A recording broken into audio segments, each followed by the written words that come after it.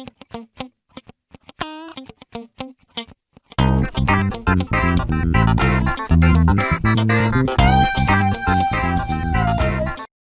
¿qué tal? Muy buenas tardes, bienvenidos, bienvenidas a la masterclass de hoy.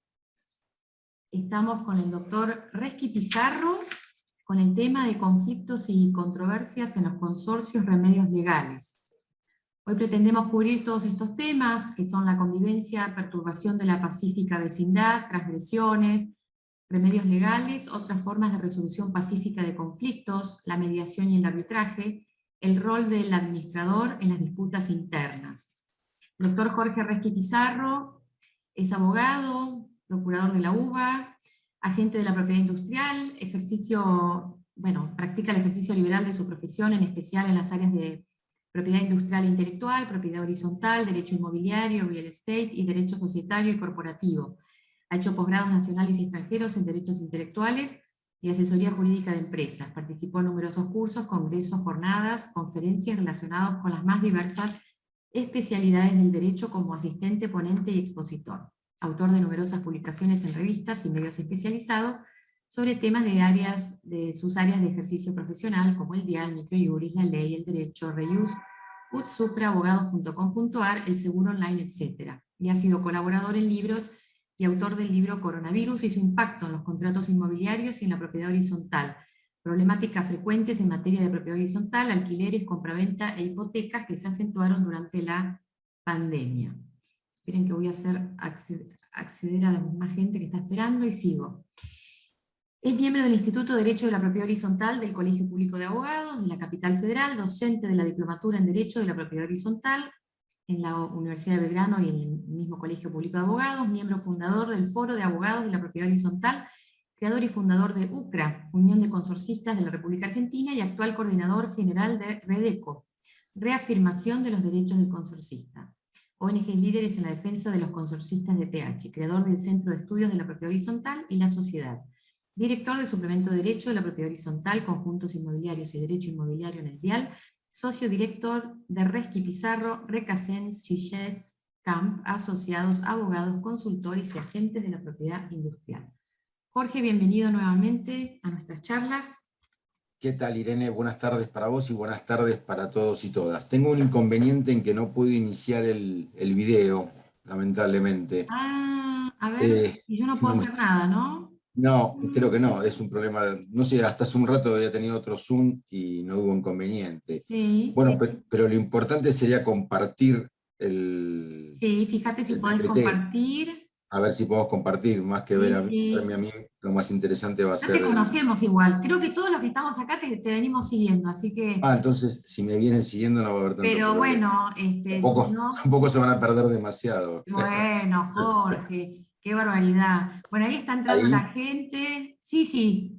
bueno, ahí lo está. importante es... Mira, Bueno, ahí mostrarles la carita ahí que está. está en el flyer. Lamento el desperfecto técnico, No, quizás no se te hagas solucione. Lo problema. intenté muchas veces, pero bueno, Lo importante es lamentablemente no pude.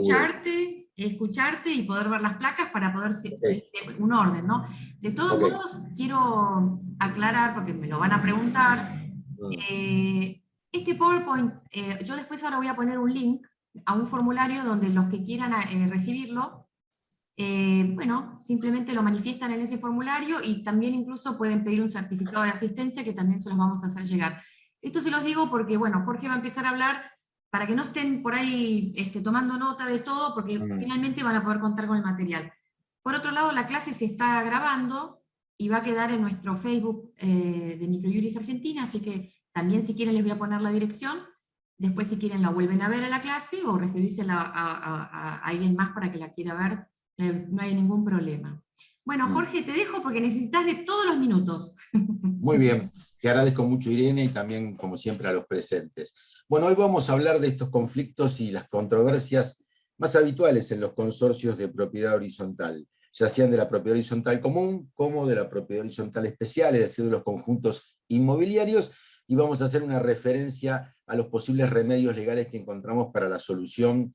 no adversarial y adversarial de estos conflictos. Por eso vamos a hablar de convivencia, como bien dice la presentación de la clase, perturbación de la pacífica vecindad, transgresiones, los remedios legales a esto, y otras formas de resolución pacífica de los conflictos, la mediación y el arbitraje. Vamos a hacer hincapié especialmente en la cuestión arbitral, que es algo bastante novedoso para la propiedad horizontal, y finalmente una breve referencia al rol del administrador en las disputas internas. Como primera medida vamos a ir a la fuente legal, es decir, al Código Civil y Comercial de la Nación, donde en uno de los artículos correspondientes al título de propiedad horizontal dentro de los derechos reales, vamos a encontrar un artículo que es el 2047. Ahí establecen una serie de prohibiciones para los propietarios, tanto para propietarios como ocupantes de las unidades funcionales dentro del marco del derecho real autónomo de la propiedad horizontal.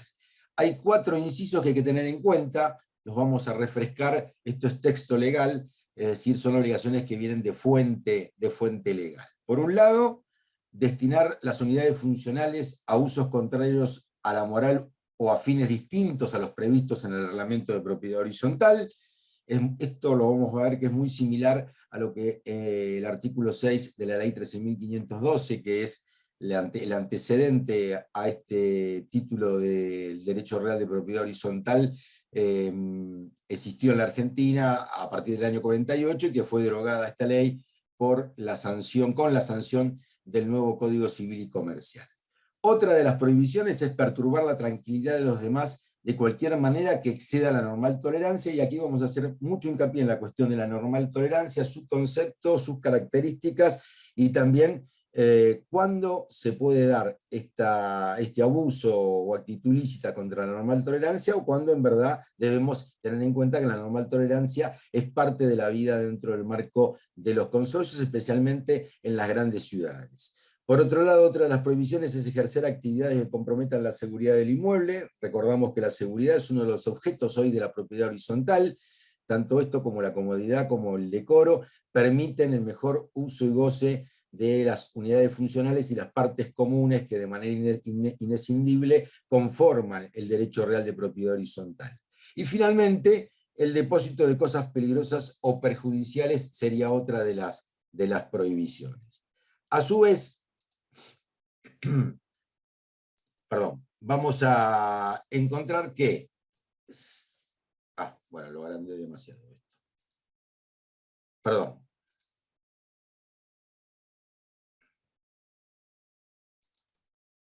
Bueno, se me fue...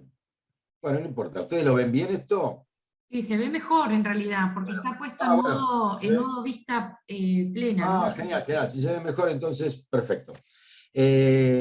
Vamos con esto, entonces.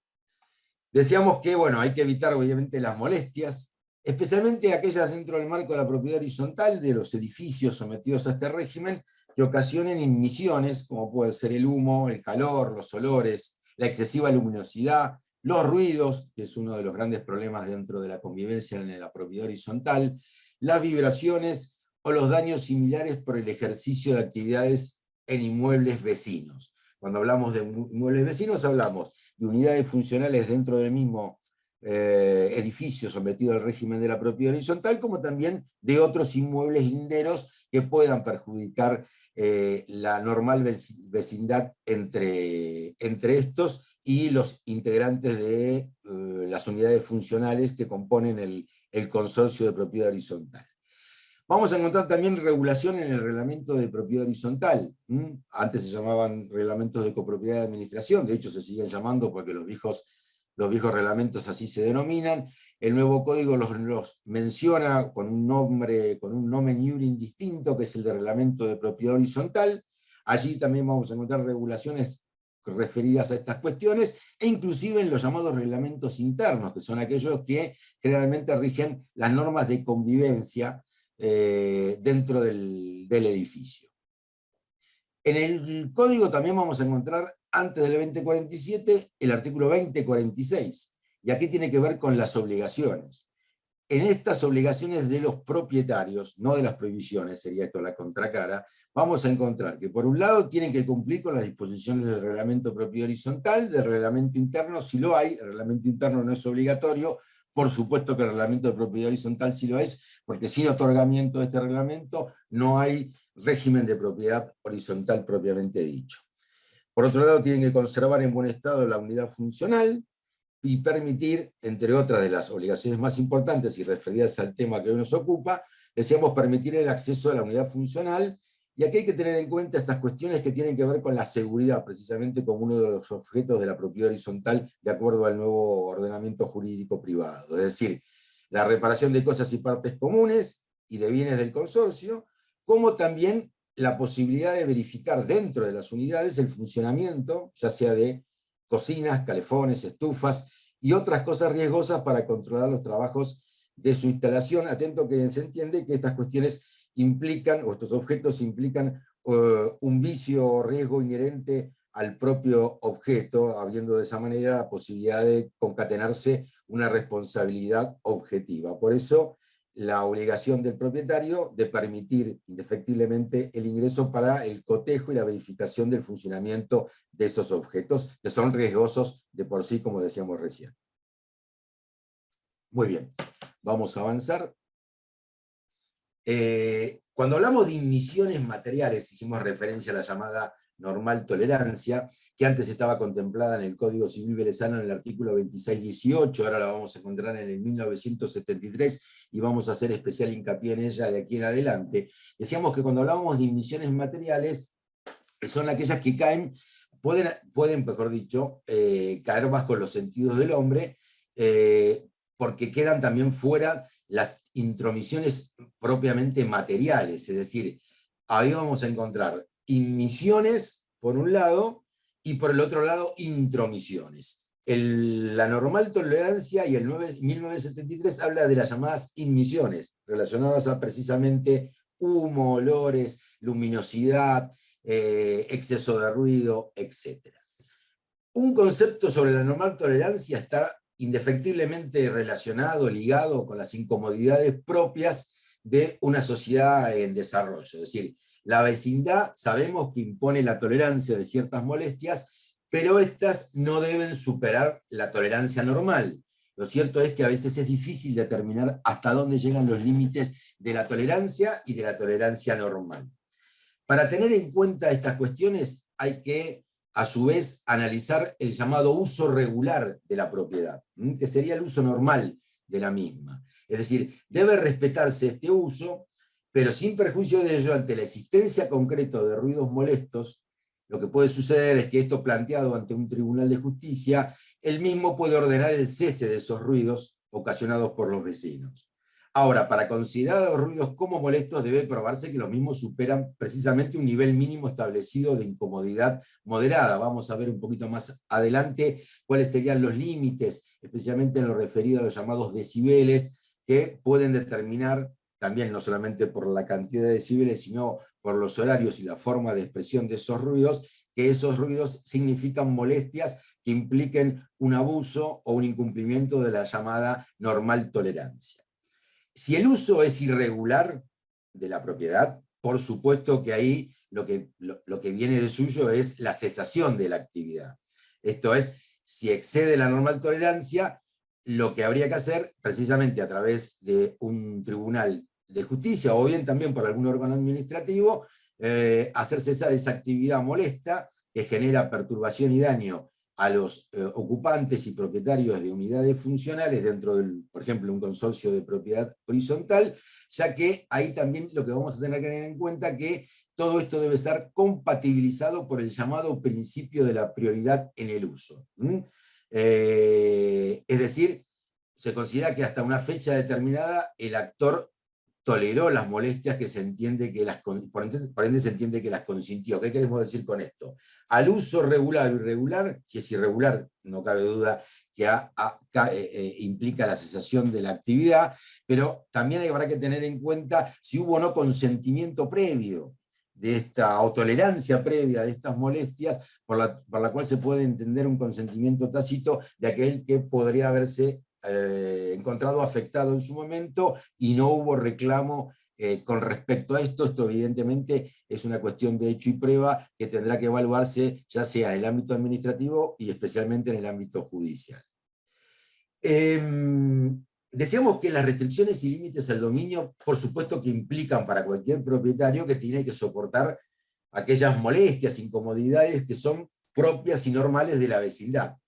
los derechos no son absolutos, por supuesto que el derecho de dominio tampoco lo es, siempre está sometido a restricciones y límites que la propia ley establece, y precisamente ahí vamos a tener que recabar, especialmente en las cuestiones reglamentarias que se encuentran de manera infralegal determinadas, en donde vamos a encontrar otros tipos de restricciones al dominio que son propias del ordenamiento civil.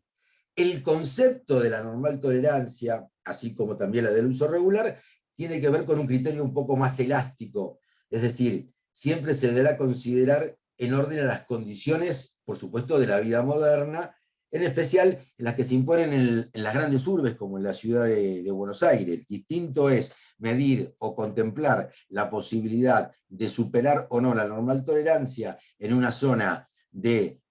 muy baja intensidad y densidad demográfica, de pocos movimientos, donde además hay poca participación de la propiedad horizontal como tipología en los edificios, y por ende, por supuesto, en una vida más tranquila, que podría ser no solamente una vida rural, sino en una zona residencial, o en barrios o lugares residenciales, no es exactamente lo mismo que podemos medir o contemplar como normal tolerancia en el centro de una ciudad como Buenos Aires o cualquiera de las grandes urbes del país, en donde hay mayor concentración, no solamente de edificios sometidos al régimen de la propiedad horizontal, sino también, en especial, de personas,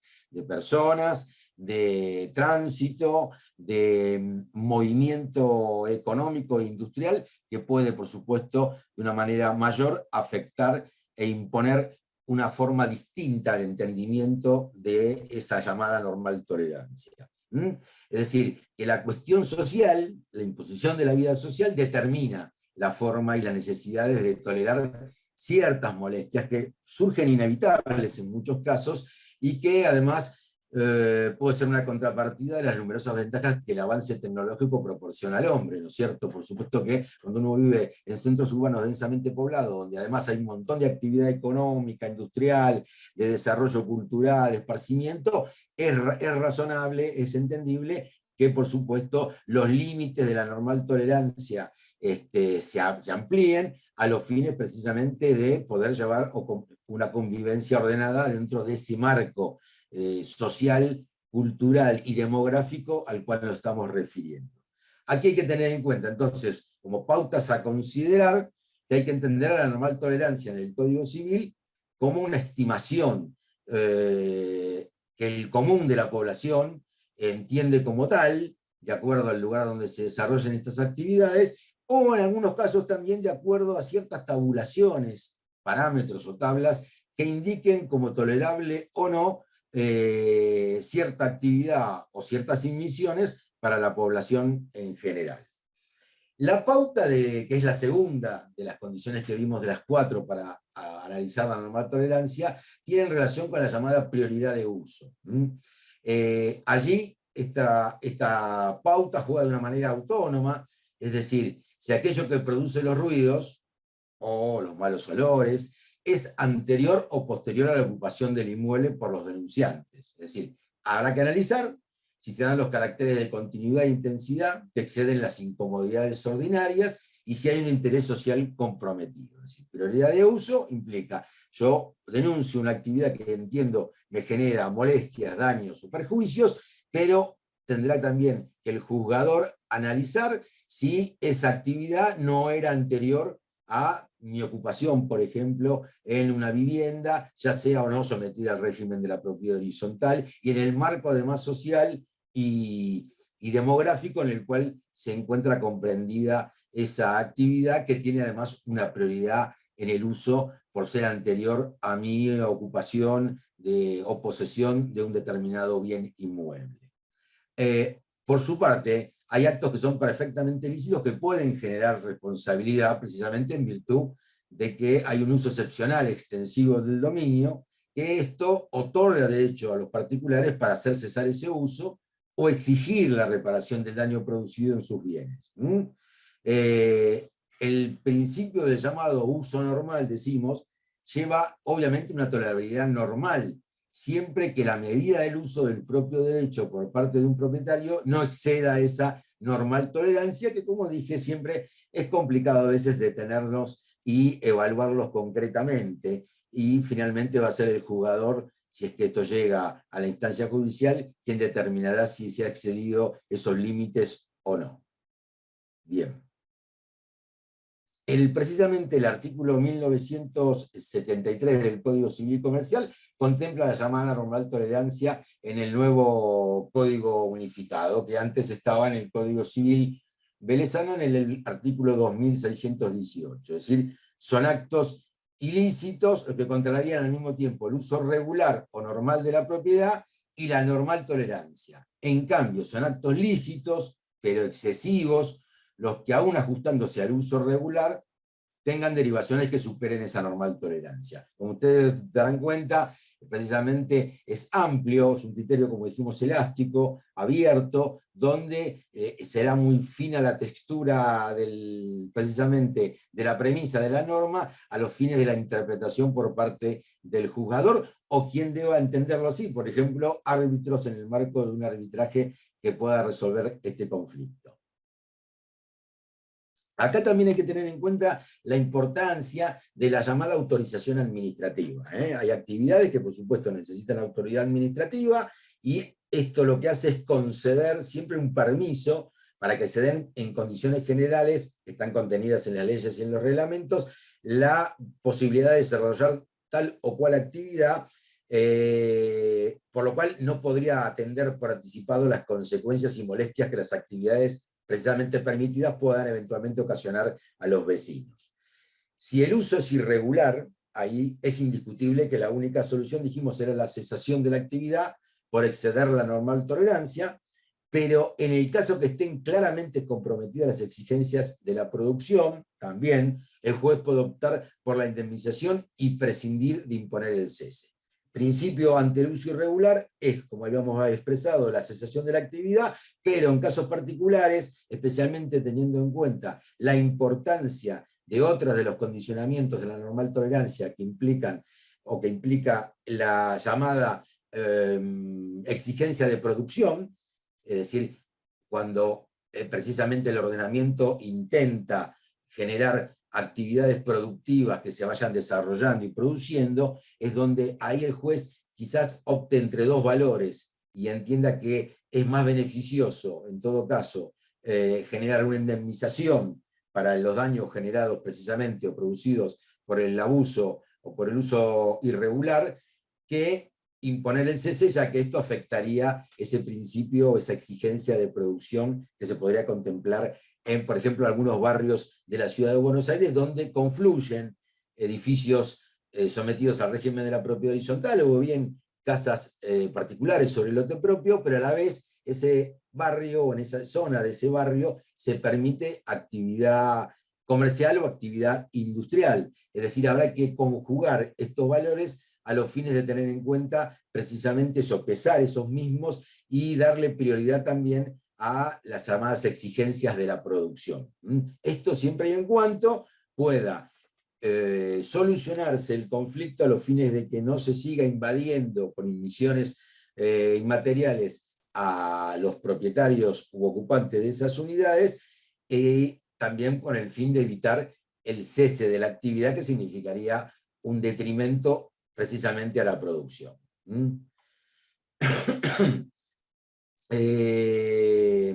Los actos ilícitos que generan responsabilidad siempre ocurren cuando media un uso excepcional extensivo del dominio. Ahí es cuando precisamente se le otorga el derecho, o le da derecho a los particulares para cesar ese uso o exigir la reparación del daño producido en sus bienes. Para resolver esas cuestiones que están vinculadas precisamente a los ruidos molestos, que son las inmisiones más frecuentes que vamos a encontrar en los conflictos y controversias dentro del ámbito de la propiedad horizontal, es preciso tener en cuenta siempre la calidad de los lugares, como recién mencionábamos, y también los diversos barrios de la ciudad, pues obvio que en un barrio industrial los vecinos, como dice allí el slide, deberán sujetarse a restricciones mayores que a los que resultan razonables en un barrio residencial. La responsabilidad establecida por la norma civil, por supuesto que es de naturaleza objetiva, ajena, por tanto, a todo elemento intencional o culposo. se produce la molestia, se produce el uso irregular o el exceso en la normal tolerancia posible, y allí es donde actúa precisamente la ley a través de quien la ejecuta, como por ejemplo la Ciudad de Buenos Aires a través del Código Contravencional, que en uno de sus artículos prevé los llamados ruidos molestos, que en verdad, si bien en un principio se entiende que la actitud debe ser dolosa o al menos existir algún dolo eventual, el tipo penal, o el tipo contravencional, mejor dicho, o tipo penal especial eventualmente, incluye o admite la culpa, precisamente porque hay una naturaleza objetiva en la norma. La norma no necesita, para el cumplimiento de la infracción, que haya una intencionalidad por parte del infractor. Puede, precisamente por razones de negligencia, por razones de impericia o de imprudencia, generarse el daño y por ello ser reprimido conforme lo que establece, en este caso, el Código Contravencional de la Ciudad Autónoma de Buenos Aires. En materia civil, la jurisprudencia de nuestros tribunales ha sido coincidente en cuanto a que determinar si los ruidos son molestos y ocasionan un daño a los vecinos debe hacerse de modo objetivo. Es decir, debe haber mediciones a los fines que los aparatos que se puedan utilizar, los instrumentos y la tecnología que permita medir ruidos, nos den criterios que admitan o no la intensidad de esos sonidos, careciendo, por supuesto, de trascendencia la prueba testimonial, que solo aporta elementos subjetivos. Ahí encontramos una cita de un fallo del año 89. Este tema ya lleva mucho desarrollo, por supuesto, siempre en la ciudad en la Ciudad de Buenos Aires y en las grandes ciudades del país hubo conflictos por estas razones de los ruidos molestos. No es nada nuevo, ahora se van intensificando por razones de exagerada, si se quiere de alguna manera, polución de tipologías constructivas en la ciudad, en el sentido de construcciones verticales que hacen sumar mayor cantidad de ocupantes a unidades funcionales, y con eso, por supuesto, la mayor posibilidad o probabilidad de que existan inmisiones, molestias y por ende también quejas y reclamos al respecto. Está claro que la Ciudad de Buenos Aires, si bien tiene la misma cantidad de habitantes desde hace 40 años o quizás más aproximadamente, la tipología constructiva y las formas en que se han desarrollado los barrios ha generado mayor intensidad en estas cuestiones que son bastante molestas en general en las relaciones de vecindad. El artículo 82 del Código Contravencional es un tipo que tiende a resguardar la tranquilidad pública. Ese es el bien jurídico protegido, con especial énfasis en lo que se llama el descanso y la convivencia en general, que resultarían los valores afectados precisamente por los llamados ruidos molestos. La norma contravencional contempla como ruidos molestos la perturbación del descanso, la convivencia o la tranquilidad pública mediante ruidos que por su volumen, reiteración o persistencia, hay que tener en cuenta estos tres conceptos: el volumen, es decir, la intensidad de ese volumen; la reiteración, la repetición de ese ruido; o la persistencia en el tiempo, impliquen el exceso en la normal tolerancia. Esta norma precisamente se encuentra inserta en un capítulo que está referido a contravenciones al uso del espacio público. Porque dijimos precisamente, que los ruidos no solamente pueden provenir del mismo edificio en el que uno vive o trabaja, sino que también puede venir de edificios linderos e inclusive de actividades externas, como podría ser también el paso de vehículos o esto se da mucho con las líneas de colectivos, en algunas paradas que se encuentran cercanas a edificios y, bueno, por mal mantenimiento de las unidades o por defectos mecánicos que puedan tener, generan habitualmente estos problemas. No son pocos los reclamos que hay o que han habido desde el punto de vista de los órganos administrativos municipales en la Ciudad de Buenos Aires para con las líneas de colectivo, con las líneas de transporte público, precisamente porque aquellas especialmente que trabajan en horarios nocturnos han molestado profundamente a los a los propietarios, especialmente de los frentes de los edificios, y ha generado tales conflictos que ha llegado a la atención de los organismos públicos que tienen el control del funcionamiento de esas líneas. Acá también vamos a hacer una referencia a que en lo contravencional, es decir, en el código, no se hace una especificación concreta a qué se entiende por ruido, no hay un concepto de ruido. Por eso habrá que dirigirse a lo establecido en la ordenanza 2976 del 90, donde dice que el ruido es cualquier sonido que ocasione molestias o perjuicios a la salud, bienestar o actividades de la población, y también allí se incluyen todas las emanaciones que fluyen de una finca a otra, movimientos vibratorios, sean audibles o perceptibles directamente. Ese es el concepto de ruido que establece la ordenanza, que hace un juego armónico con el articulado del Código Contravencional de la Ciudad de Buenos Aires. Por su parte, la norma contravencional es más abarcativa que las disposiciones administrativas y también que el artículo 1973 que recientemente vimos del Código Civil y Comercial, porque allí se considera el volumen, la reiteración y la persistencia, como tres conceptos o acepciones muy claras para determinar el ruido molesto, como elementos que califican al ruido, para tornarlo precisamente, como dice la norma, disvalioso y contravencionalmente relevante.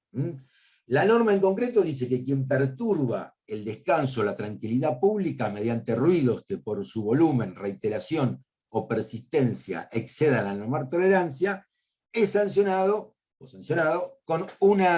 a 5 días de trabajo de utilidad pública, o una multa que va de 50 a 100 unidades fijas. En el agravante, cuando la conducta se realiza en nombre, al amparo o en beneficio o con autorización de una persona de existencia ideal o del titular de una explotación o actividad,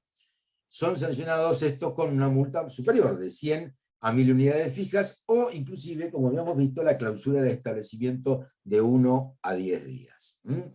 Por otro lado, y aquí hay que tener en cuenta esta cuestión porque son muchas las consultas que llegan por temas que tienen que ver con la práctica de la música, ¿no es cierto? Especialmente fuera de los horarios de descanso.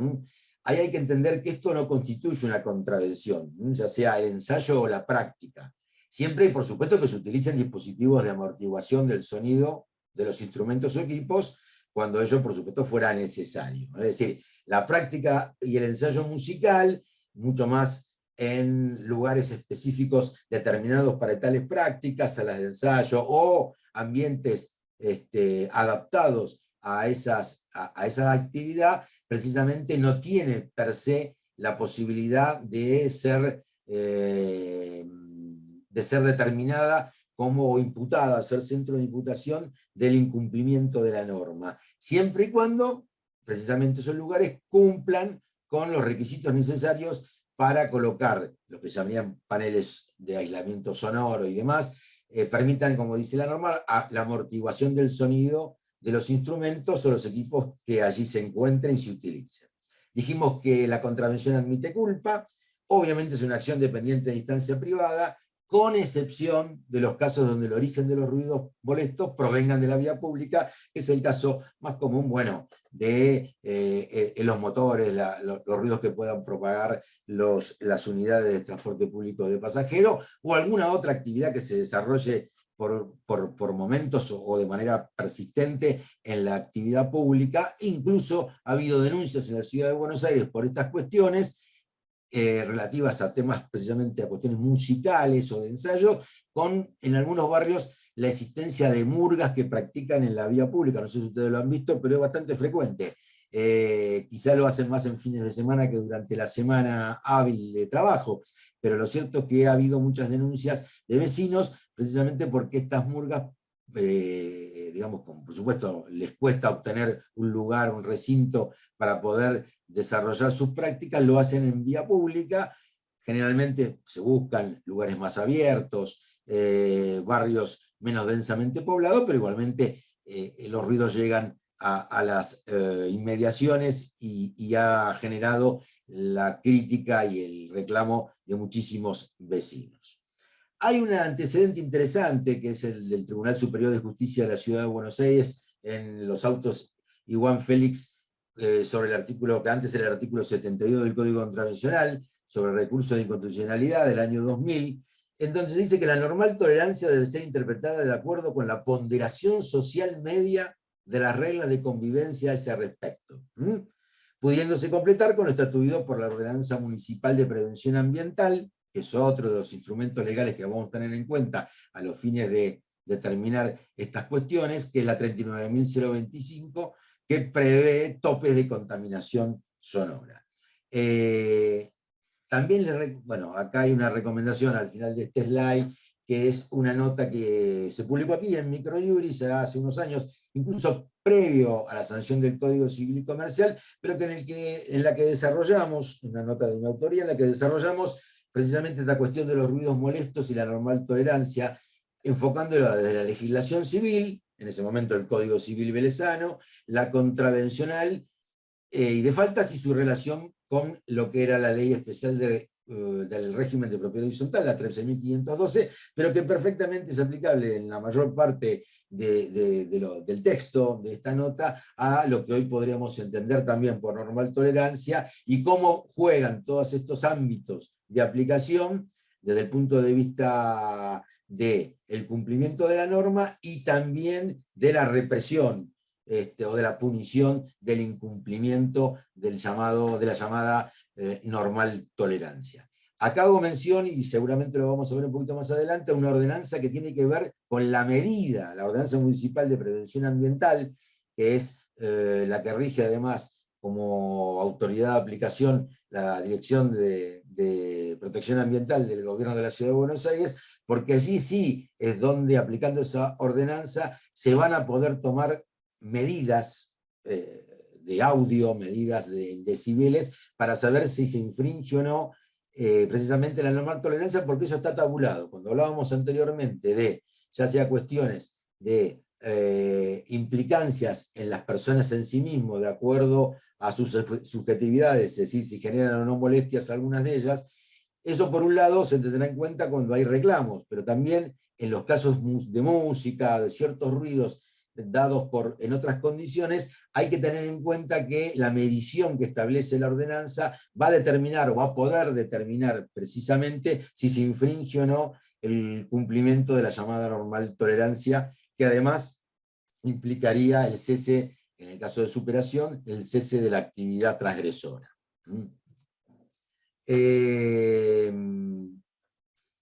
Dijimos que en el procedimiento administrativo aquí no interesa tanto el elemento subjetivo, ¿sí? Por tanto el dolo o la culpa del supuesto infractor. Lo que se utiliza, como decíamos recién, son las mediciones a través de aparatos especiales llamados decibelímetros, y la medición se realiza en decibeles, que se trata de una escala logarítmica. Sabemos que en la Ciudad de Buenos Aires, en las zonas comerciales, el límite son de 60 decibeles para los ruidos. Muchas veces ha pasado que se ha convocado en el marco de la propiedad horizontal, es decir, de los edificios sometidos al régimen, al organismo de protección ambiental de la Ciudad de Buenos Aires para que tomara precisamente, cuando pudiese hacerlo, cotejo de estos ruidos, no solamente producidos desde unidades funcionales, sino me ha pasado hasta en un caso profesional, en donde el ruido lo provocaba el ascensor, el mal funcionamiento o el mal mantenimiento, o quizás también el hecho de que el ascensor fuera un ascensor de muchos años, de un edificio muy antiguo, y que era muy difícil la solución del problema, generaban, especialmente en la nocturnidad, un ruido muy fuerte cada vez que el ascensor era disparado por el llamado. Y hubo quejas y planteos fuertes de varios propietarios que inclusive hicieron comparecer a esta Dirección de Protección Ambiental a los fines de poder corroborar si esto era así. Se llegó a corroborar por las mediciones que se efectuaron a través de la Dirección de Protección Ambiental, que superaban estos decibeles razonables. Tanto fue así que se llegó hasta la instancia de la clausura del ascensor, con las implicancias negativas, perjudiciales que tienen para el funcionamiento de la vida consocial, el cierre o la clausura de un determinado ascensor. Por suerte después esto se pudo de alguna manera morigerar y, bueno, finalmente también se evaluó entre el bien protegido, que era la tranquilidad la parsimonia de los propietarios y ocupantes, y por otro lado, las ventajas y beneficios que tenía y la necesidad imperiosa de la utilización del medio de elevación, porque evidentemente quienes estaban en los pisos superiores les implicaba un perjuicio mayor con respecto a su posible movilidad, mucho más teniendo en cuenta cuando había personas adultas que se les hacía muy difícil no solamente bajar, sino subir por escaleras. Pero esto duró bastantes meses dentro de ese consorcio, por lo que recuerdo. Bueno, como decíamos, el procedimiento administrativo se sustancia en la Dirección de Control Ambiental del Gobierno de la ciudad. Bueno, acá decimos que resta dejar en claro que para cualquier ordenamiento de que se trate en cuanto a los analizados, basta el daño producido en algún vecino, es decir, una sola persona, para que el así afectado tenga derecho, tenga acción, para poner en funcionamiento el andamiaje legal o administrativo, solicitando la paralización de la obra o de la actividad, la remoción de la causa del daño y, en su caso, el resarcimiento del daño, según se trate de un procedimiento u otro. Claramente, en las cuestiones que llegan al ámbito jurisdiccional, el reclamo puede ir perfectamente acompañado, si hay prueba al efecto, y es posible así, a través de si onus probandi, demostrar el daño, la búsqueda del resarcimiento, porque no son pocos los daños que se generan, especialmente desde el punto de vista físico, auditivo, y también, por supuesto, desde el punto de vista del daño moral, del daño extrapatrimonial, cuando los ruidos molestos afectan profundamente a quienes habitan edificios o viviendas en el marco de la propiedad horizontal. Hay que tener en cuenta siempre, como dijimos anteriormente, este criterio elástico de la propiedad horizontal y de la concepción de la normal tolerancia dentro del ámbito de la propiedad horizontal tiene que ver mucho con las cercanías que existen en las unidades funcionales y, por supuesto, la circunstancia de que todas ellas forman parte de un edificio común. Allí son más exigentes y estrictas las limitaciones, claramente, así como también son más elásticas y abiertas ciertas, permisos o contemplaciones que debemos tener cuando ponemos en práctica el reclamo por el incumplimiento de la normal tolerancia. Hay que tener en cuenta que en algunos casos, no muchos, los reglamentos de copropiedad de administración, los hoy llamados reglamentos de propiedad horizontal, contienen directivas al respecto, ¿no? Fijan horarios, especialmente para las cuestiones de ruidos, mudanzas, es decir, movimientos que generen molestias al resto de la comunidad consorcial, y así se establecen, como decíamos, límites horarios y ciertas restricciones, siempre, por supuesto, para actividades lícitas y permitidas dentro del edificio sometido al régimen. Por supuesto que la prescripción es cumplir y atenerse a las llamadas normas de convivencia, por lo tanto se deben respetar esos horarios de descanso, la cuestión de la no emisión de ruidos o sonidos molestos dentro de una vivienda, que pueden llegar a alterar, molestar o perturbar a los vecinos. Obviamente, además de la cuestión de la normal tolerancia, aquí lo que hay que tener en cuenta siempre es del principio del acerto jurídico de no dañar al otro, el alterum non ladere o el neminem non ladere, propio de la responsabilidad civil. Es decir, lo que hay que hacer es abstenerse en lo posible de perjudicar al otro, ya sea en este caso por medio de inmisiones inmateriales o materiales incluso que puedan generar algún tipo de daño o perjuicio al tercero. Con respecto a los reglamentos internos, en el reglamento de copropiedad de administración, o ahora llamado reglamento de propiedad horizontal, si esto está contemplado claramente, no habría inconvenientes, porque uno cuando ingresa al consorcio de propietarios, es decir, cuando adhiere al reglamento a través de la compra, de adquisición o la cesión o la transferencia, título gratuito o oneroso, de una unidad funcional dentro de un edificio sometido al régimen, está claro que adhiere al reglamento de copropiedad de administración existente, es decir, que lo da por conocido y obviamente allí eso le implica el cumplimiento de ese reglamento. Ahora, el problema a veces se plantea con los reglamentos internos y es donde sí hay más normas, por lo general, que tengan que ver con la convivencia pacífica, más estable y armónica, y especialmente con las cuestiones que tienen que ver con los ruidos horarios y etcétera, ¿no? Es una serie de cumplimientos que se van dando en ese reglamento interno, que normalmente se lo conoce como reglamento de convivencia o como normas de convivencia interna. Esto todavía es más común en los conjuntos inmobiliarios, es decir, en el derecho real de la propiedad horizontal especial. Allí hay que tener en cuenta que el reglamento interno no siempre primero, no siempre está incluido en el momento de adquisición de la unidad por parte del nuevo propietario, porque al no ser no conformar, no integrar el título suficiente conjuntamente con el título de propiedad más el reglamento de copropiedad y administración, puede que uno no lo conozca o no lo dé por conocido. Es una de las posibilidades, con lo cual no consiente ese reglamento y puede plantear alguna excepción al cumplimiento, atento que no se siente obligado precisamente por no conocerlo y no haberlo consentido. Por eso siempre es muy importante cuando hay reglamentos internos, especialmente en aquellos lugares donde es más frecuente esta posibilidad de generarse estos conflictos, que los reglamentos internos también estén incluidos en el reconocimiento que hace el nuevo adquirente e inclusive nuevos ocupantes e inclusive locatarios de unidades funcionales en el régimen de la propiedad horizontal, a los efectos de que se sientan constreñidos al cumplimiento de esos reglamentos internos, donde, repito, es por lo general donde se establecen mayores normas de convivencia que implican directamente sobre las normas del cumplimiento de la llamada normal tolerancia y las restricciones y límites al dominio, y en especial a las cuestiones que tienen que ver con las partes comunes y el respeto al resto de los copropietarios, de los consortes dentro del edificio de propiedad horizontal. Ahí decimos que las exigencias de la vida en común en el régimen de la propiedad horizontal someten el derecho de cada uno de los propietarios a limitaciones mayores que las ya admitidas en el proceso evolutivo de la noción de propiedad, que es cada vez menos derecho absoluto e ilimitado.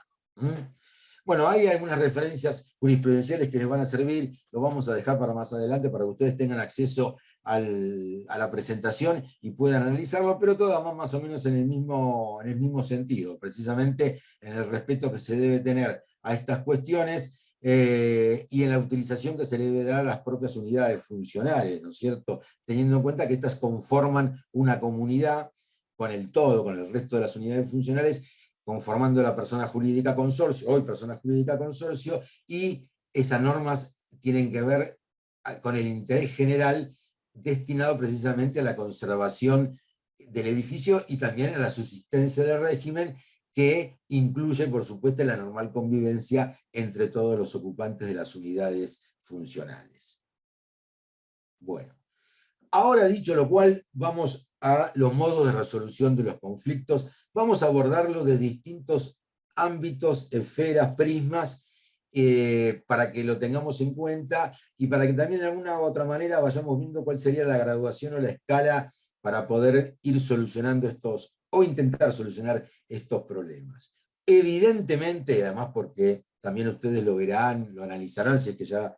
no lo han visto en diversos y muchos pronunciamientos judiciales, la cuestión interna, el agotamiento de la llamada vía intraconsorcial es clara y pregonada por todos los tribunales en donde caen estas cuestiones que tienen que ver con precisamente la normal tolerancia y la convivencia dentro de los consorcios. Es decir, los jueces dicen, ¿qué hizo el consorcio o qué hicieron los propietarios para darle una solución dentro del marco de la propiedad horizontal, especialmente en el ámbito de uno de los órganos del consorcio, de la persona jurídica consorcio, es decir, de la asamblea de propietarios, órgano por antonomasia, decisor y conformador de la voluntad consorcial, que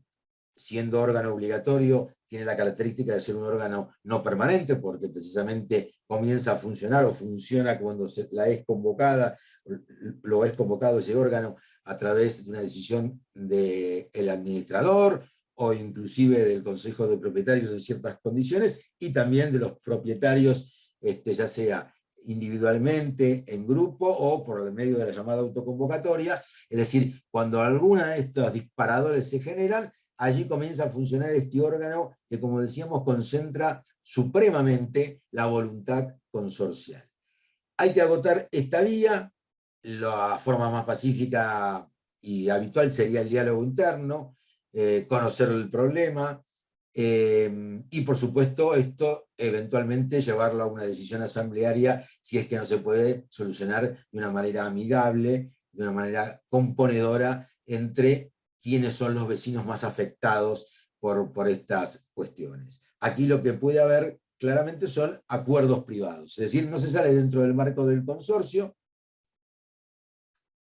y el acuerdo puede estar perfectamente diseñado a los fines del cumplimiento por los infractores o por todos los propietarios, aun cuando no sean infractores, como también implicaría ese acuerdo y la incorporación en una decisión asamblearia al llamado reglamento interno o norma de convivencia, o inclusive a la creación del reglamento interno. No sé si lo dije anteriormente, pero el reglamento interno de por sí no es obligatorio para la existencia del sistema, pero sí de mucha utilidad, pero no muchos consorcios de propiedad horizontal existe.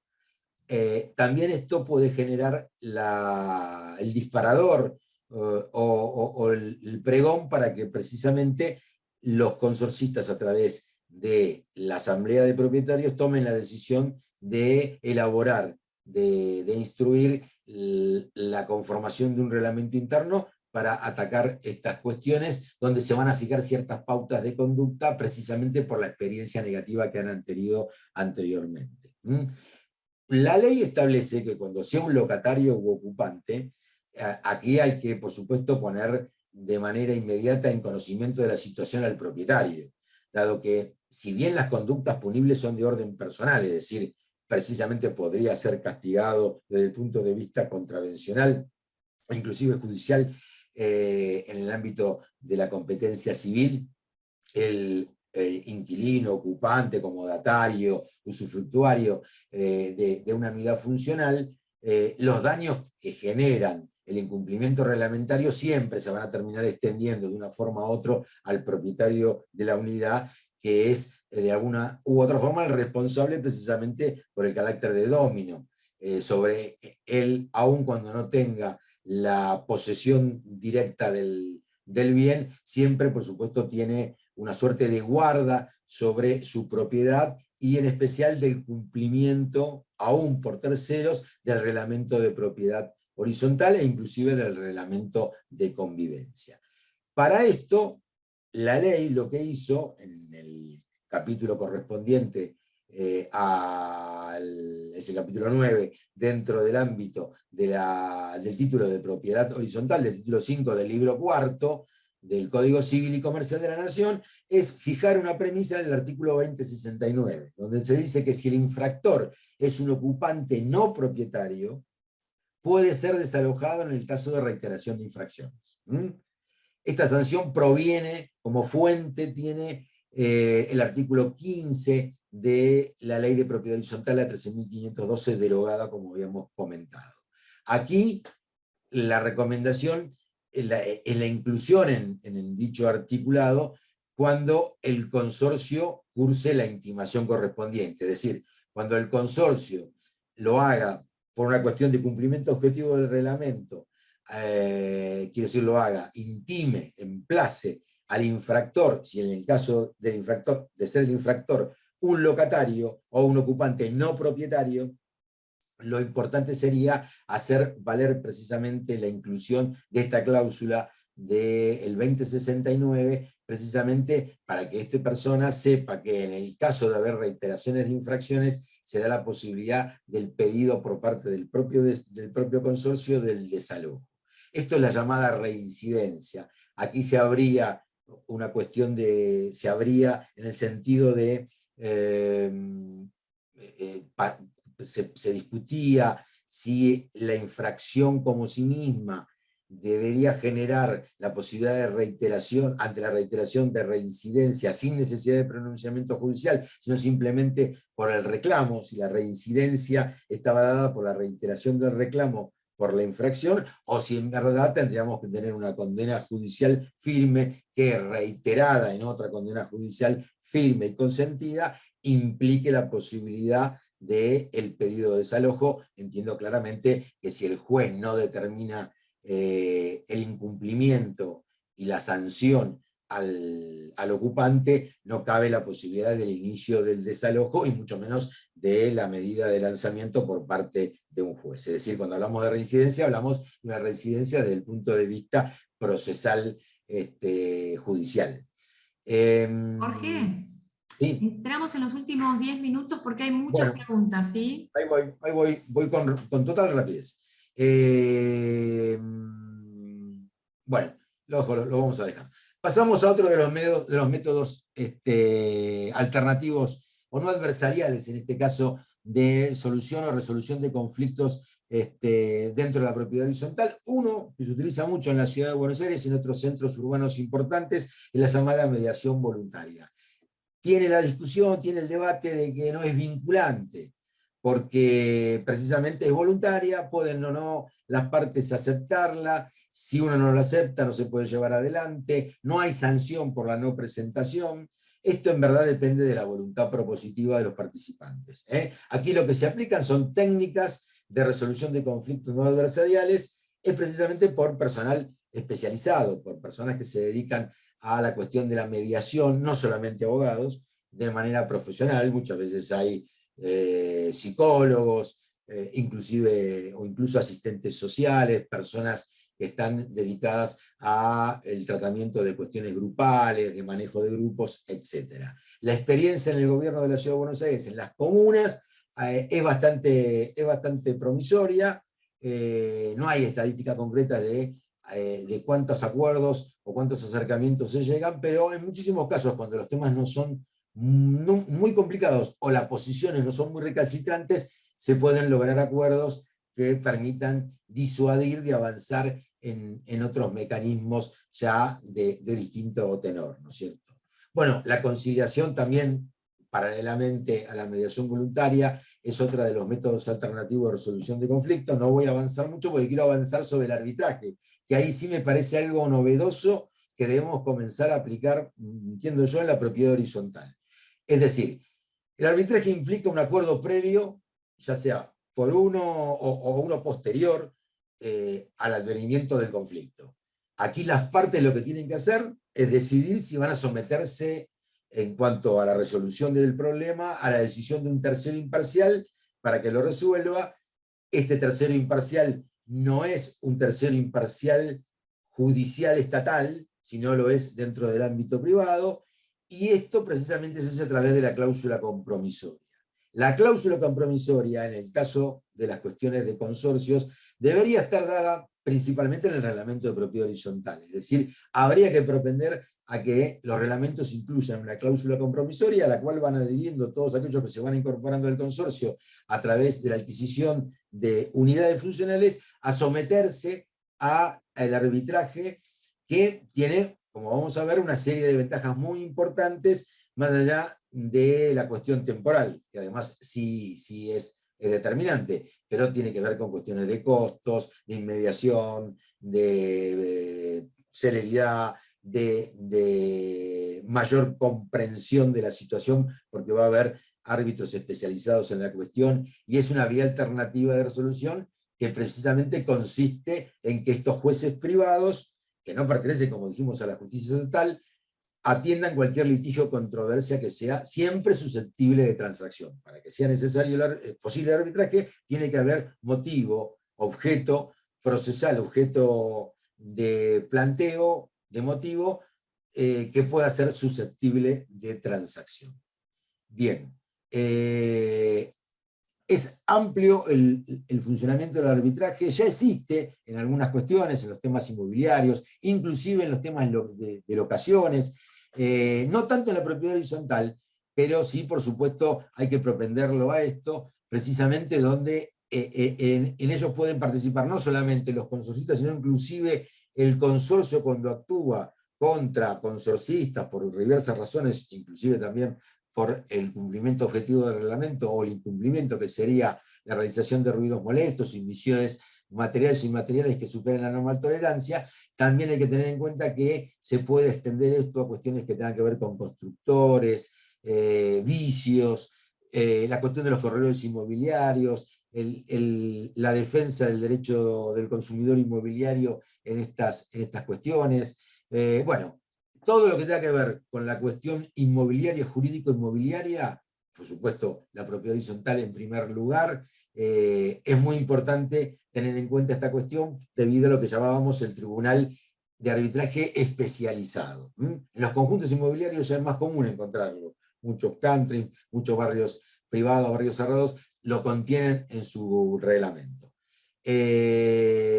Aquí lo que decimos que hay un reglamento, que es el reglamento del tribunal, que se aplica cuando las partes hayan convenido, como dijimos, en un contrato o en una convención arbitral posterior, someterse a la jurisdicción y competencia del tribunal. En todos los casos el reglamento se interpretará aplicando siempre los principios generales del derecho y por supuesto las reglas y principios del derecho de nuestro país, porque para ello se aplica subsidiariamente todo lo que es nuestra propia legislación. Aquí tenemos dos tipos de arbitraje, uno más recomendable que el otro, es decir, el arbitraje institucionalizado siempre es más interesante, primero por la especialización, porque los árbitros son más fáciles de designar, tienen mayor preparación, por lo general en estas cuestiones, porque son árbitros especializados. En cambio, se generan engorros cuando se convoca el llamado arbitraje ad hoc, es decir, cuando las partes proponen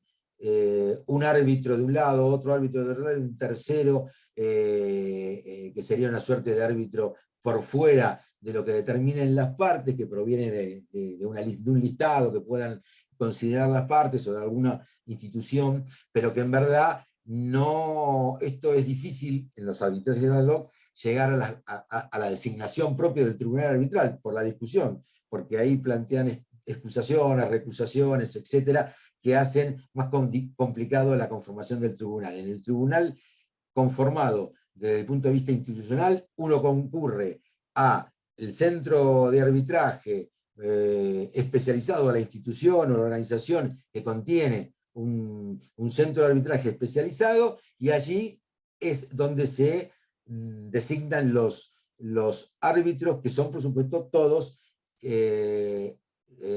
no solamente conocedores del derecho, sino además especializados en estas cuestiones. Un problema que tiene el arbitraje, después vemos algunas de las ventajas y con eso vamos cerrando, es la incapacidad o el carecimiento de la coerción, ¿no? En el cumplimiento. Sería del imperio del cumplimiento, en el sentido que, por supuesto, los árbitros no son como los jueces estatales, es decir, no pueden disponer del uso de la fuerza pública. Pero sí hay que tener en cuenta que pueden dictar medidas cautelares con respecto a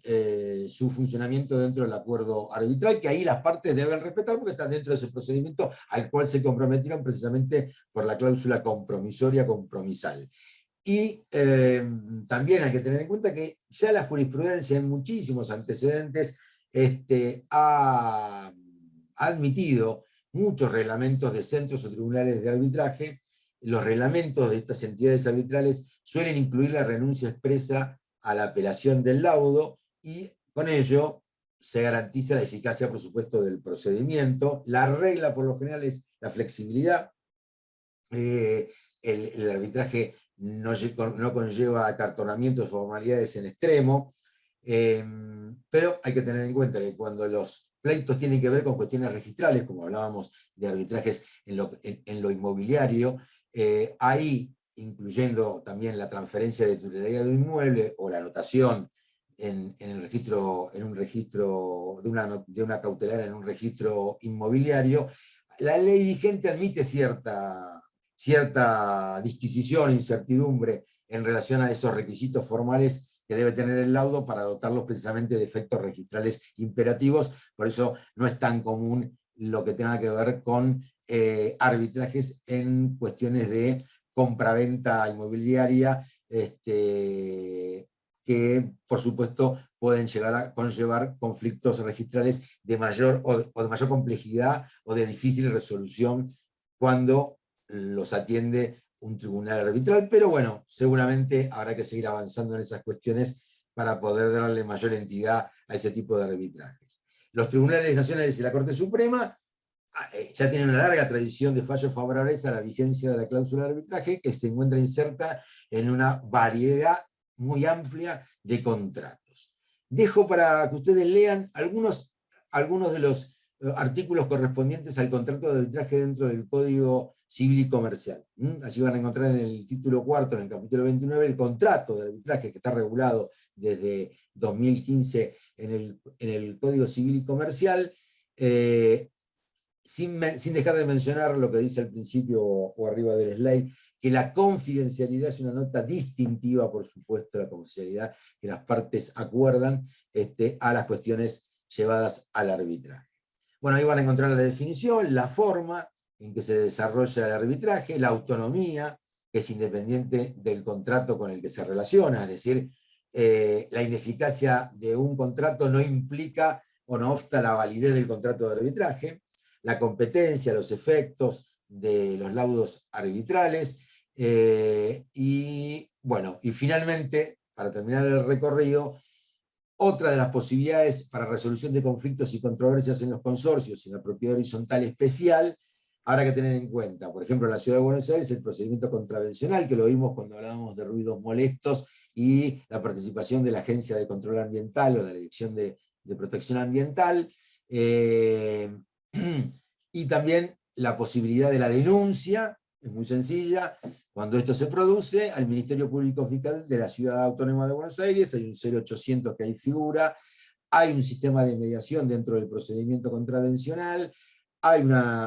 por supuesto una etapa de prueba, si es necesario, porque no se llega a un acuerdo, y hay finalmente una sentencia. Para eso hay que ver, por supuesto, la normativa vigente, que es la ley contravencional, y también la ley de procedimiento contravencional. El procedimiento administrativo está arreglado en la Ciudad de Buenos Aires ya desde el año 97 por un decreto de necesidad de urgencia, que es la llamada Ley de Procedimiento Administrativo de la Ciudad, que también permite activar denuncias ante distintos órganos administrativos del gobierno de la ciudad, especialmente la Dirección de Protección Ambiental, como lo habíamos visto, y una referencia final, y sí, con esto ya concluyo, disculpen la extensión de la exposición, al rol del administrador en las disputas internas. A ver, el administrador, por supuesto, más allá del carácter de mandatario y representante legal del consorcio, es evidentemente un órgano del consorcio por conducto del artículo 2044 del Código Civil y Comercial de la Nación, pero además, aunque a veces no lo quiera hacer, aunque a veces le cueste, aunque a veces sea difícil llevar adelante la cuestión, tiene obligaciones, tiene facultades y por otro lado obligaciones en cuanto a armonizar la vida dentro de los consorcios para evitar o eventualmente cuando se producen morigerar o disminuir la intensidad de esas reyertas, esos conflictos. Para eso, por supuesto, tiene que utilizar la buena voluntad del resto de los componentes del consorcio, sus herramientas de negociación, que es muy importante que las haya adquirido en alguna formación o preparación profesional, y también atenerse a cuestiones que la ley, ya sea la fondal del Código Civil y Comercial, e inclusive en la Ciudad de Buenos Aires, por medio de la ley 941, que también agrega otras competencias y obligaciones a los administradores, le brinda. El 2067 del Código Civil y Comercial habla entre los derechos y obligaciones que el administrador, por supuesto, tiene los derechos y obligaciones impuestos por la ley, el reglamento y la asamblea de propietarios. No hay pocos, mejor dicho, casos en donde, ya sea por disposición de la asamblea o porque el mismo reglamento así lo establece, entienden o instruyen al administrador para que actúe de amigable componedor, de solucionador interno, de acercamiento, de facilitador, para conjugar los problemas y darle una solución acordada en el marco intraconsorcial del que hablábamos al principio. Y entre otras de las obligaciones, encontramos que debe ejecutar las decisiones de la asamblea, en este caso, cuando así instruye la asamblea a dar esa solución, siempre en el marco de las posibilidades y las herramientas que pueda tener el administrador, y también, por supuesto, en el caso de llevarse a otras instancias como las que hemos visto hasta ahora, incluso, por supuesto, las judiciales, allí tendrá que representar al consorcio en todas las gestiones administrativas y judiciales como mandatario exclusivo, con todas las facultades propias de su carácter de representante legal. Finalmente, la ley local, en la 941 y sus modificatorias, vamos a encontrar un artículo que fue incorporado en la última reforma del año 2018. Mejor dicho, el artículo no, un inciso de ese artículo. El T del artículo 9, donde el administrador debe brindar al consorcista, y aclara la ley, propietario o inquilino, condiciones de atención y trato digno, evitando actitudes vejatorias, vergonzantes o intimidatorias. Y esto tiene que ver también con la normal convivencia, la normal tolerancia y un mejor desarrollo convivencial dentro de los consorcios. No son pocos los conflictos que se generan entre administrador y propietarios, no solamente entre el administrador y la asamblea o un grupo de propietarios, sino entre administrador y propietarios individualmente, precisamente cuando falta información, cuando no hay atención de los problemas, cuando precisamente ante el reclamo de estas cuestiones que tienen que ver con las inmisiones, el administrador entiende que no es cuestión de él, que no tiene herramientas para solucionar el problema y de alguna manera deslinda no solamente su responsabilidad, sino su actuación y lo traslada directamente al damnificado, que tiene a veces pocas herramientas para poder actuar. Precisamente lo que tiene que abstenerse de ejercer en su cargo el administrador es generar a esta actuación un sentido abusivo, un ejercicio anormal o innecesario de las facultades inherentes con presunta intención de perjudicar. Esta cláusula, que parece muy amplia, una suerte de ley penal en blanco, tiene que ver con precisamente derecho consumeril, porque está tomada en parte del trato digno de la ley 24.240 del artículo 8 bis. Precisamente el consumidor aquí el consorcista no solamente tomado como un copropietario, como un inquilino, un ocupante de la vivienda, sino también como un consumidor en el marco de la relación contractual, tema que escapa al objeto de esta charla, en la relación interna entre el administrador y él, en su carácter, en mi opinión, de consorcista y también de consumidor del servicio que brinda el proveedor de ese servicio, que es el administrador de consorcios. Bueno, con esto dejo por terminado la charla y bueno, si hay preguntas las contestamos en lo posible. Sí, gracias Jorge, gracias No, por favor. por tu masterclass, la verdad que es súper claro y creo que has cubierto todos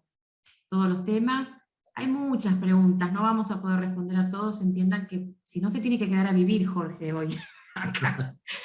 Porque claro, hay mucha cuestión casuística y bueno, hay algunas preguntas que también exceden el marco de la charla de hoy, que te hacen a cuestiones de expensas que, bueno, no vamos a mirar hoy porque ya se ha estado dando esas masterclass, que para los que no las pudieron ver y me quieren,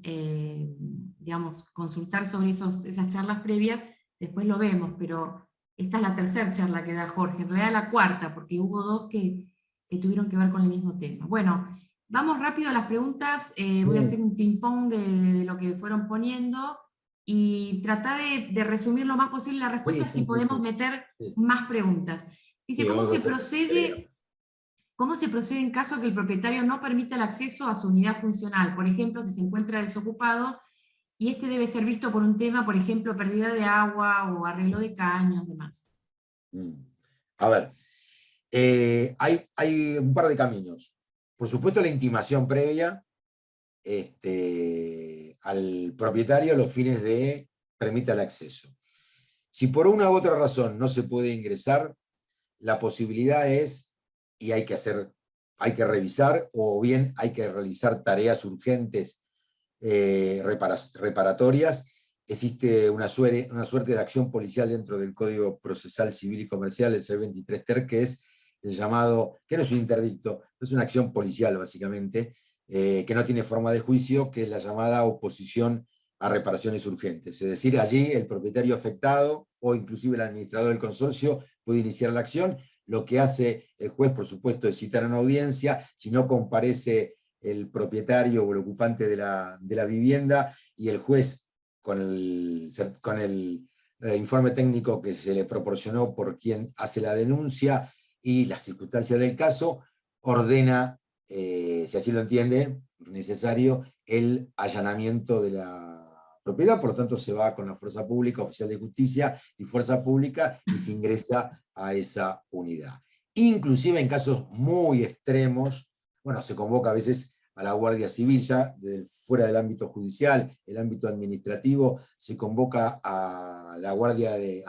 auxilio, a la llamada guardia la Defensa Civil o la Guardia de Emergencia del gobierno de la ciudad. Creo que es el 103, si no me equivoco, el número de convocatoria, cuando la cuestión es de extrema urgencia, derrumbe,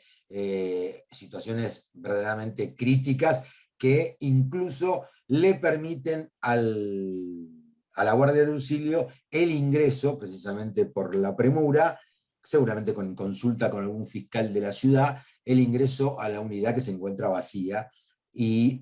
allí es donde se puede desarrollar el problema, como también cuando hay incendios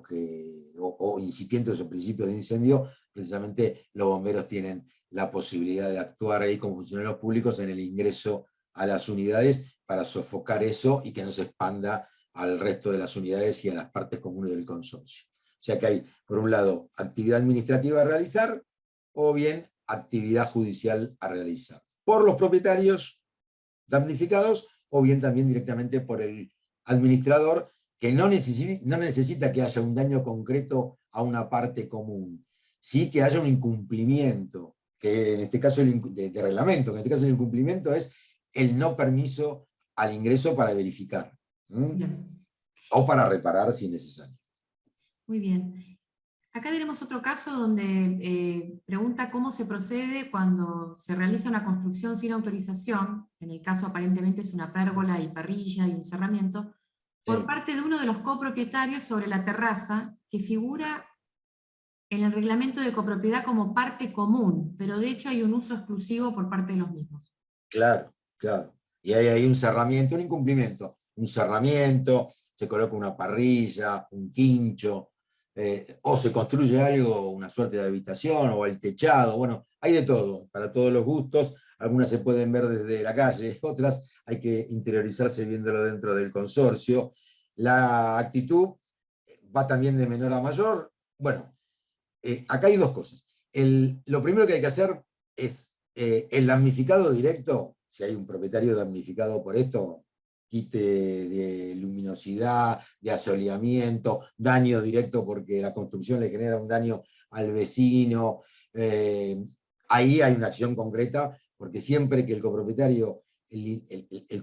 tenga acción, tiene acción por el daño que se le genera por la infracción o por el incumplimiento de la transgresión del otro. Eso está claro, la acción está. Ahora, como estos hechos por lo general son, no digo que furtivos, pero bastante repentinos, se trabaja sobre la llamada política del hecho consumado, a veces hay clandestinidad, para la realización, la acción más efectiva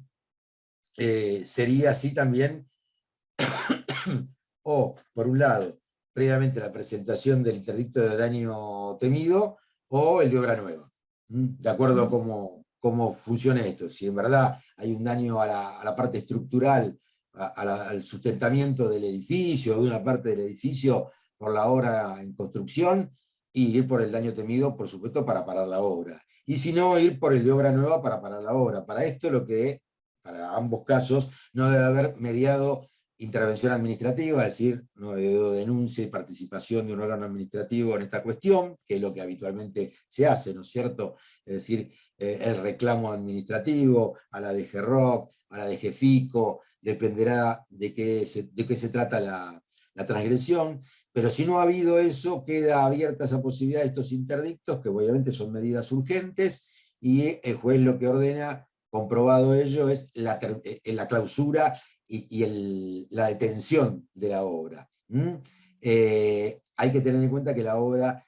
para esto, en el caso de la obra nueva, del interdicto de obra nueva, no tiene que estar ni concluida ni en ciernes de conclusión. Una obra que esté por terminarse, por concluirse, o ya terminada, no aplica a la posibilidad de impetrar este interdicto. Eso hay que tenerlo también en claro. Esa es una de las medidas judiciales. Si esto no se logra, evidentemente después quedará la norma que habilita el 2069 del Código, que es el incumplimiento del reglamento, más allá de los daños y perjuicios, podrían ir conjuntamente para tratar de que, una vez probado esto, el juez sentencie el retrotraimiento o la demolición de esa infracción, de esa obra en infracción que se ha realizado. Ahí empiezan a jugar ciertas variables en las decisiones jurisprudenciales. Hoy me parece que van muchas más por el lado de retrotraer, demoler, desandar, que confirmar lo hecho, aunque algunas confirman lo hecho por la llamada teoría del valor económico. Dicen, bueno, hay algo que se ha construido, hay un valor importante en lo que se ha hecho bien, reviste ciertas calidades, no lo voy a mandar a tirar abajo, pero ni a demoler o a retrotraer, pero voy a compeler al infractor a que consiga las mayorías,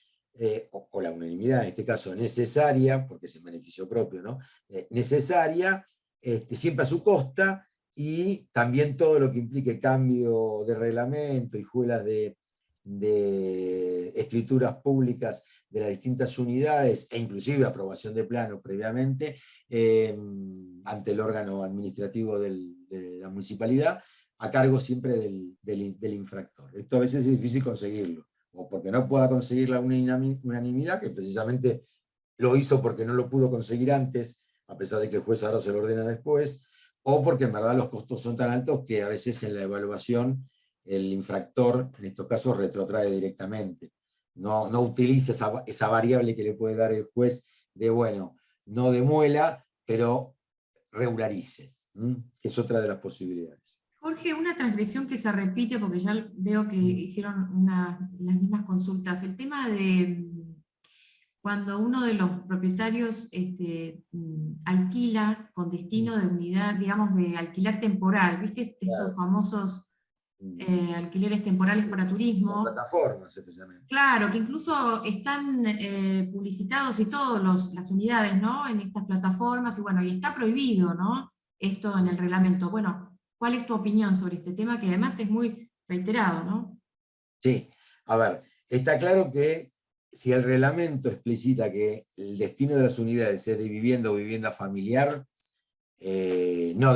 debería contemplarse otra posibilidad, ¿no es cierto? Cuando el reglamento es más ambiguo, o cuando habla de usos múltiples, ahí también la cuestión es un poco más vidriosa, más difusa. Va en sentido de los últimos fallos, de los últimos años, en este carril, ¿no es cierto? De reprimirlas y obviamente el juez ordena que concluyan y evidentemente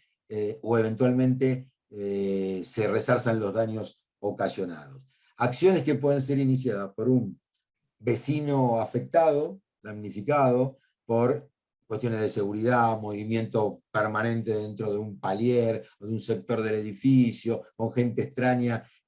al edificio que va cambiando habitualmente o periódicamente, y por el lado del consorcio, por el incumplimiento objetivo a la norma reglamentaria, a la norma estatutaria, que dice que el destino es de vivienda y por lo tanto no puede darse un destino distinto a ese. Es decir, si bien ahí van a vivir personas, lo van a hacer desde el punto de vista no solamente temporario, sino con lo que se denomina hospedaje. Hoy esto está asimilado al hospedaje.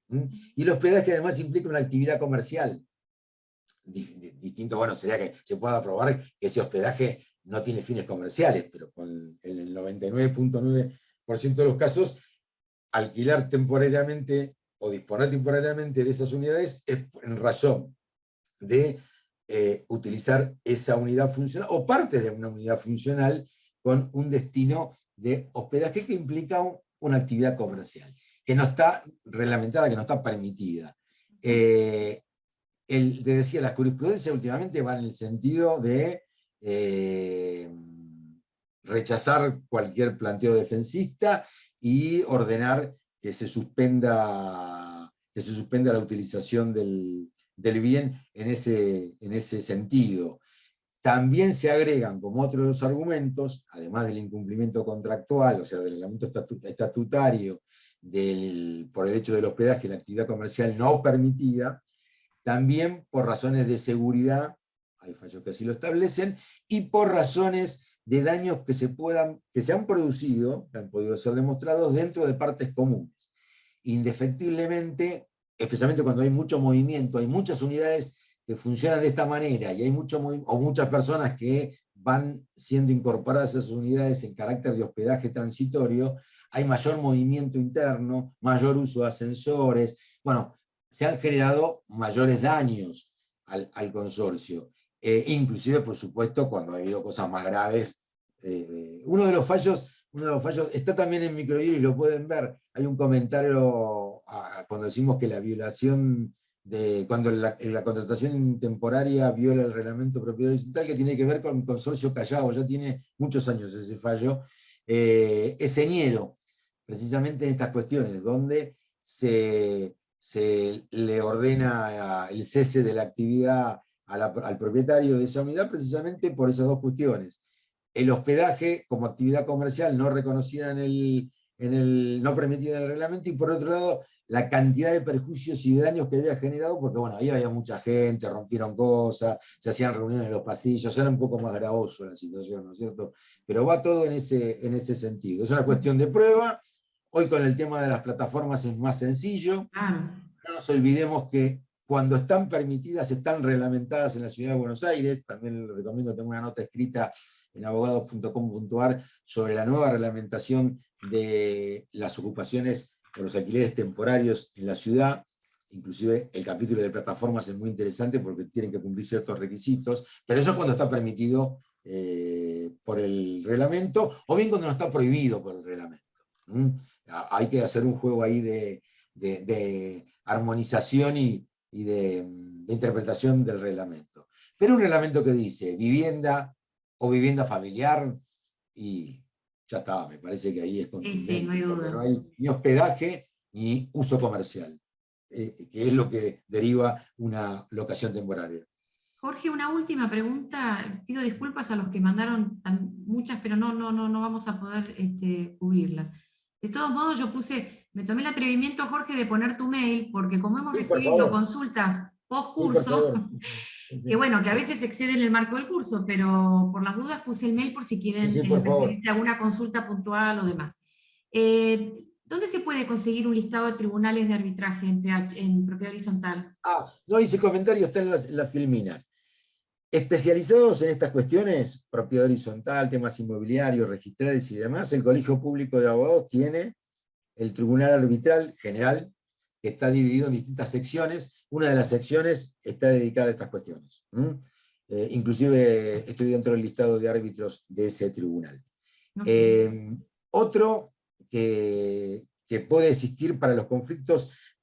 entre propietarios y propietarios con el administrador, más que nada, es el Tribunal Arbitral que tiene la Defensoría del Pueblo de la Ciudad de Buenos Aires. Hay un tribunal arbitral propuesto por la Defensoría del Pueblo de la Ciudad de Buenos Aires. Ya no me diría tanto que vayan a otros centros arbitrales. Por ahí hay centros arbitrales privados, bueno, estos también son privados, pero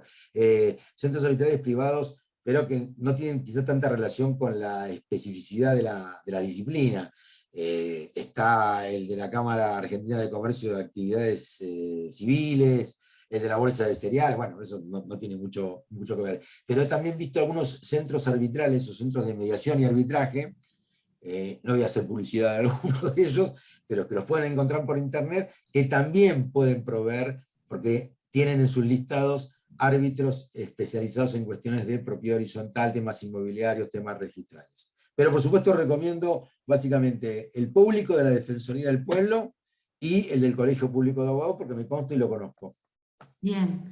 Bueno, Jorge, hasta acá llegamos hoy. Muchísimas Muy gracias por bien, la Irene. participación en todo el ciclo que diste de propiedad horizontal. Agradezco mucho también a los que han acompañado tus charlas y a los que nos siguen día a día, porque la verdad que estamos con un